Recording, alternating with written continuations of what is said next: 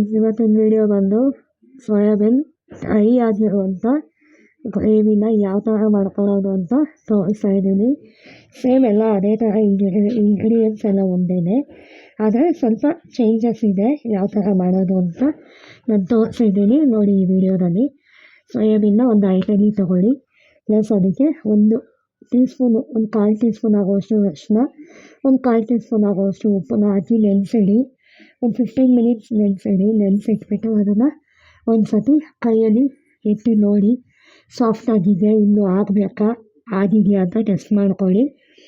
ಅದು ಸಾಫ್ಟ್ ಆಗಿದೆ ಅಂತ ಆದಮೇಲೆ ಅದನ್ನು ನೀಟಾಗಿ ನೀರನ್ನೆಲ್ಲ ಸೋದಿಸ್ಕೊಂಡು ನೀಟಾಗಿ ಒಂದು ತಟ್ಟೆಗೆ ಸಪ್ರೇಟಾಗಿ ಎತ್ತಿಟ್ಕೊಂಡ್ರೆ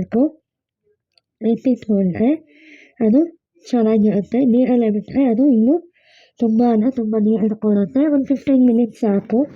15 ಮಿನಿಟ್ಸು ನೀವು ನೀರಲ್ಲಿ ನೆನೆ ಹಾಕಿಟ್ಕೊಂಡ್ರೆ ಸಾಕಾಗುತ್ತೆ, ಅದು ಸ್ಮೂತಾಗಿ ಬರುತ್ತೆ. ಈ ಒಂದು ರೆಸಿಪಿ ಸೇಮ್ ನಾನು ಯಾವ ಥರ ಹಿಂದಿನ ರೆಸಿಪಿ ಮಾಡಿದ್ದೀನೋ ಅದರಲ್ಲಿ ಸ್ವಲ್ಪ ಚೇಂಜಸ್ ಇರುತ್ತೆ. ನಾವೊಂದು ರೀತಿಲಿ ಹೇಳೋದಾದರೆ ಹೋಟೆಲ್ ಸ್ಟೈಲು ಈ ರೆಸಿಪಿ ಅಂತ ಹೇಳ್ಬೋದು. ಸೊ ಇದನ್ನು ಹೇಗೆ ಮಾಡೋದು ಅಂತ ನೋಡ್ಕೊಳ್ಳೋಣ. ನೀಟಾಗಿ ಅದನ್ನೆಲ್ಲ ಎತ್ತಿಟ್ಕೊಂಡ್ಮೇಲೆ ಒಂದು ಬಾಣಲಿಗೆ ಒಂದು 3 ಇಂದ 4 ಟೇಬಲ್ ಸ್ಪೂನ್ ಆಗೋಷ್ಟು ಎಣ್ಣೆ ಹಾಕ್ಕೊಂಡು, ಒಂದು ಚಿಟಿಕೆ ಅರಿಶಿನ ಹಾಕ್ಕೊಂಡು, ಅದಕ್ಕೆ ಒಂದು ಚಿಟಿಕೆ ಮೆಣಸಿನ ಪುಡಿ ಇದೆಯಲ್ಲ, ಪೆಪ್ಪರ್ ಪೌಡರ್ ಏನಿದೆಯಲ್ಲ ಅದನ್ನು ಸೇರಿಸ್ಕೋಬೇಕು. ಅದನ್ನು ಸೇರಿಸ್ಕೊಂಡ ನಂತರ ನಾವು ಸೋಯಾಬೀನ್ ಏನು ನೆನೆಸಿರ್ತೀವಲ್ಲ ಆ ಒಂದು ಸೋಯಾಬೀನ್ನ ಅದಕ್ಕೆ ಸೇರಿಸ್ಕೋಬೇಕಾಗುತ್ತೆ. ಸೇರಿಸ್ಕೊಂಡು ಅದನ್ನು ಚೆನ್ನಾಗಿ ಫ್ರೈ ಮಾಡ್ಕೋಬೇಕು. ಎಣ್ಣೆಲಿ ಅಥವಾ ತುಪ್ಪದಲ್ಲಿ ಕರಿಯೋದ್ರಿಂದ ತುಂಬ ಸಾಫ್ಟಾಗಿರುತ್ತೆ ಮತ್ತು ಮಸಾಲೆ ತುಂಬ ಚೆನ್ನಾಗಿ ಹಿಡಿಯುತ್ತೆ ಸೋಯಾಬೀನ್ಗೆ. ಅದಕ್ಕೆ ಈ ಥರ ನೀವು ಮಾಡಿ ನೋಡಿ. ಒಂದು ಮಿಕ್ಸಿ ಜಾರ್ ತೊಗೊಂಡು ಅದಕ್ಕೆ ಒಂದು 2 ಇಂದ 3 ಟೊಮೆಟೊ, ಒಂದು ಕಾಲು ಭಾಗ ಅಥವಾ ಒಂದು ಅರ್ಧ ಭಾಗ ಆಗೋಷ್ಟು ಕಾಯಿ ತುರಿನ ಅದರಲ್ಲಿ ಹಾಕ್ಕೊಳ್ಳಿ.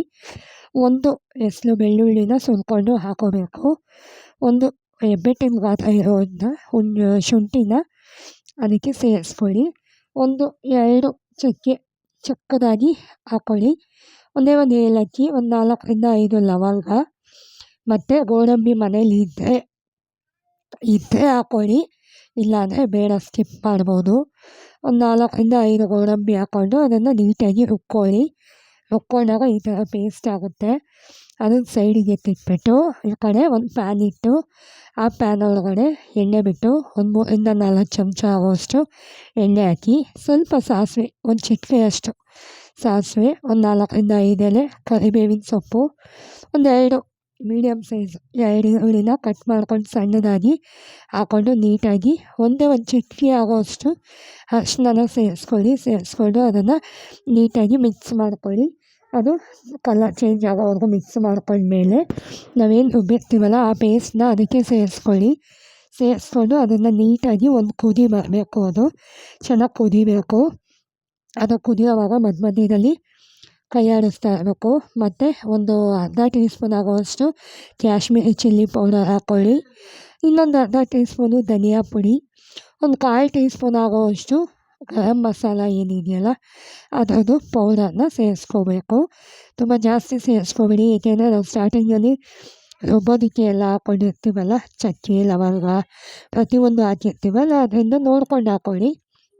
ತುಂಬ ಆಗೋದ್ರೆ ಅದೇ ಮಸಾಲೆ ಥರ ಫೀಲ್ ಆಗಿಬಿಡುತ್ತೆ. ಅದಕ್ಕೇ ಅದು ಚೆನ್ನಾಗಿ ಹಸಿ ವಾಸನೆ ಎಲ್ಲ ಹೋದ್ಮೇಲೆ ನಾವೇನು ಹುರಿದಿಟ್ಕೊಂಡಿರ್ತೀವಲ್ಲ ಆ ಸೋಯಾಬೀನ್ನ ಅದಕ್ಕೆ ಸೇರಿಸ್ಕೊಂಡು ನೀಟಾಗಿ ಅದನ್ನು ಸ್ವಲ್ಪನೂ ನೀರು ಇಲ್ಲದೆ ಇರೋ ಥರ ನಾವು ನೀರನ್ನು ಇವಾಗ ಸೇರಿಸ್ಕೋಬೇಕಾಗುತ್ತೆ. ನಮ್ಗೆ ಎಷ್ಟು ಬೇಕು ಅಂತ ನೋಡಿಕೊಂಡು ನಾವು ಈಗಲೇ ಅದಕ್ಕೆ ನೀರನ್ನು ಸೇರಿಸ್ಕೋಬಹುದು. ಅಂದರೆ ನೋಡಿಕೊಂಡು ನಾವು ಸೇರಿಸ್ಕೋಬೇಕಾಗುತ್ತೆ, ಹೆಚ್ಚಾಗಿ ಸೇರಿಸ್ಕೋಬಾರ್ದು. ನಾನು ಇಲ್ಲಿ ನಿಮಗೆ ಹಾಕ್ಕೊಂಡಿರೋದೇನು ಅಂದರೆ ಒಂದು ಚಿಕ್ಕ ಲೋಟದಲ್ಲಿ 1 ಲೋಟ ನೀರನ್ನ ಸೇರಿಸ್ಕೊಂಡಿದ್ದೀನಿ. ನೋಡ್ಬೋದು ನೀವು ಆ ನೀರು ಹಾಕಿರುವಂಥ ಒಂದು ಏನು ಕ್ಲಿಪ್ ಇದೆಯಲ್ಲ ಆ ಒಂದು ಕ್ಲಿಪ್ಪು ಸ್ಕಿಪ್ ಆಗಿದೆ ಅಂತ ನಾನು ಅಂದ್ಕೊಂಡಿದ್ದೀನಿ. ಮೀಡಿಯಮ್ ಸೈಜಲ್ಲಿರುವಂಥ ಒಂದು ಚಿಕ್ಕ ಲೋಟದಲ್ಲಿ 1 ಲೋಟ ನೀರು ಸೇರಿಸಿದ್ರೆ ಸಾಕಾಗುತ್ತೆ. ಅದನ್ನು ನೀಟಾಗಿ ಡ್ರೈಯಾಗಿ ನಾವು ಕರಿ ಥರ ನಾವು ಮಾಡ್ಕೋಬೇಕು. ಡ್ರೈ ಕರಿನ ಯಾವ ಮಾಡೋದು ಅಂತ ತೋರಿಸಿದ್ದೀನಿ. ಐ ಹೋಪ್ ನಿಮಗೆ ವಿಡಿಯೋ ಇಷ್ಟ ಆಗಿದೆ. ಪ್ಲೀಸ್ ಇದೇ ಥರ ನಮ್ಮ ಚಾನಲ್ಗೆ ಸಪೋರ್ಟ್ ಮಾಡಿ. ಬಾಯ್.